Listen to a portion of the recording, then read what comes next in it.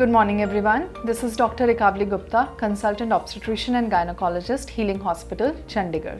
And today we'll be talking about anemia in pregnancy.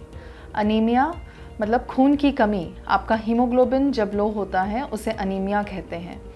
India as we know is a developing country and anaemia का prevalence काफ़ी ज़्यादा है. India में anaemia का prevalence around 40 to 80% के बीच में आता है. Now what is anemia? Haemoglobin का टेस्ट हम सब ने करवाया हुआ है.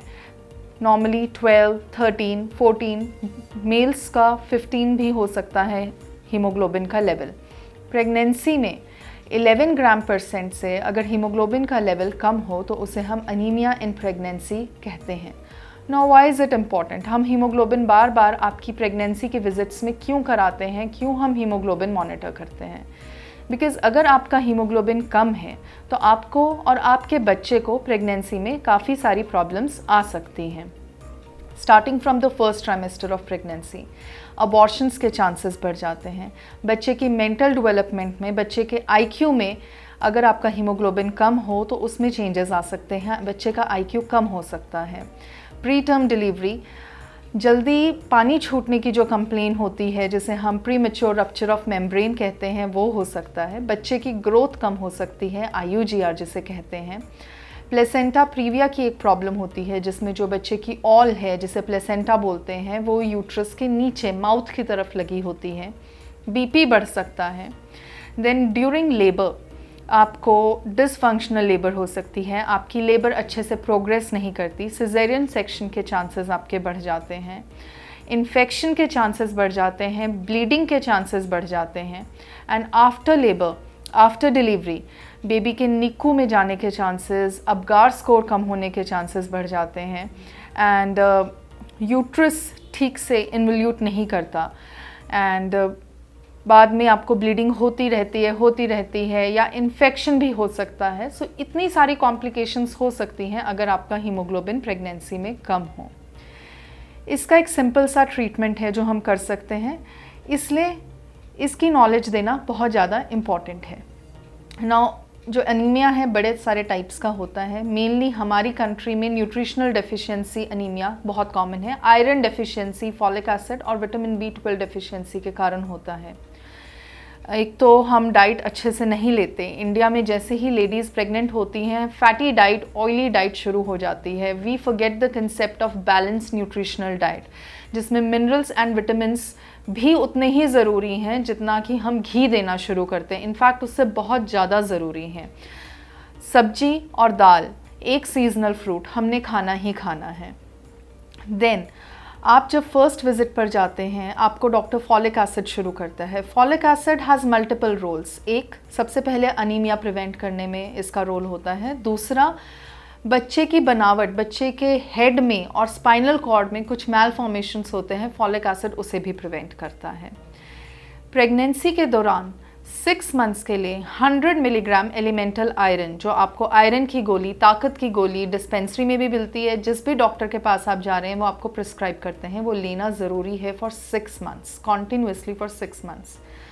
उसके साथ 500 माइक्रोग्राम ऑफ फॉलिक एसिड उसी टेबलेट में साथ में होता है, ये लेना बहुत ज़रूरी है. प्रेगनेंसी के बाद भी कोई भी डिलीवरी बिना ब्लड लॉस के नहीं होती, इसलिए प्रेगनेंसी के बाद भी 3 मंथ्स तक आयरन और फॉलिक एसिड आपने ज़रूर लेना है. इंडिया में ट्रेडिशन है नंगे पैर घूमने का. बेयर फीट हम घर पे, गार्डन में, सड़कों पर भी चले जाते हैं. सो इसलिए वर्म इन्फेस्टेशन के चांसेस बहुत होते हैं जिसके कारण भी अनीमिया होता है, हीमोग्लोबिन फॉल करता है. तो साथ में अगर आपका हीमोग्लोबिन कम है तो एल्बेंडाजोल की एक गोली होती है जिसे बोलते हैं कीड़े मारने की दवाई, जो स्कूल में भी दी जाती है, आंगनवाड़ी वर्कर्स भी देते हैं. वो 400 मिलीग्राम्स एक dose and it has to be repeated after 14 days.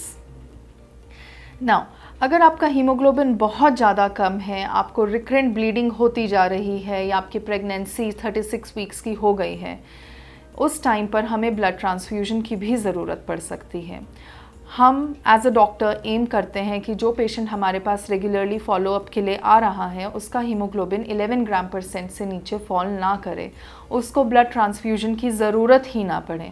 इसके लिए बहुत इम्पॉर्टेंट है कि हम जो आपको मेडिसिन्स देते हैं वो आप रेगुलरली खाएं। I know it is very tough कि आप हर रोज़ एक गोली खा रहे हैं, बट अगर आप खाएंगे तो बहुत सारी कॉम्प्लिकेशंस प्रिवेंट कर सकते हैं। नाउ आयरन की जो गोली होती है, how is it to be taken?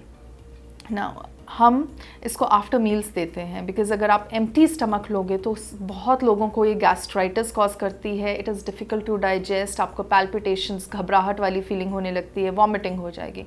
सो खाने के आधे घंटे बाद आप लेंगे इसको with a full glass of water, नींबू पानी के साथ लेंगे तो इसकी एब्जॉर्प्शन बढ़ जाती है बॉडी में। आयरन को कभी भी आपने किसी और मेडिसिन के साथ कंबाइन नहीं करना। एज़ यू नो, आयरन के साथ कैल्शियम भी दिया जाता है, तो ये कभी भी नहीं करना है कि आयरन और कैल्शियम इकट्ठे ले लेना है। आयरन और कैल्शियम में एटलीस्ट 2 आवर्स का गैप होना चाहिए। अगर आप इकट्ठे लेंगे तो दोनों मेडिसिन शरीर में एब्जॉर्ब नहीं होती। सो आयरन को ठीक से लेना बहुत इम्पॉर्टेंट है। दूध के साथ, चाय के साथ आपने आयरन नहीं लेना है, खाने के साथ भी आपने आयरन नहीं लेना है, खाने के आधे घंटे बाद आपने आयरन की गोली लेनी है।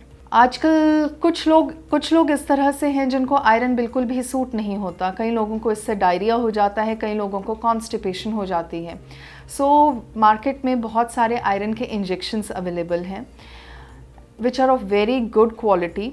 हमारे पास एक ऐसा इंजेक्शन भी अवेलेबल है जो सिंगल डोज में लगता है and it leads to increase in your haemoglobin within 14 to 21 days.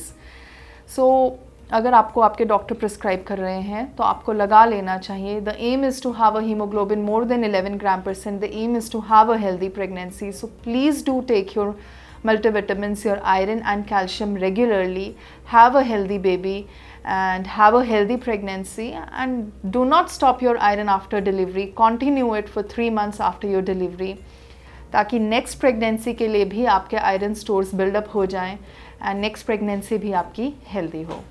Thank you so much.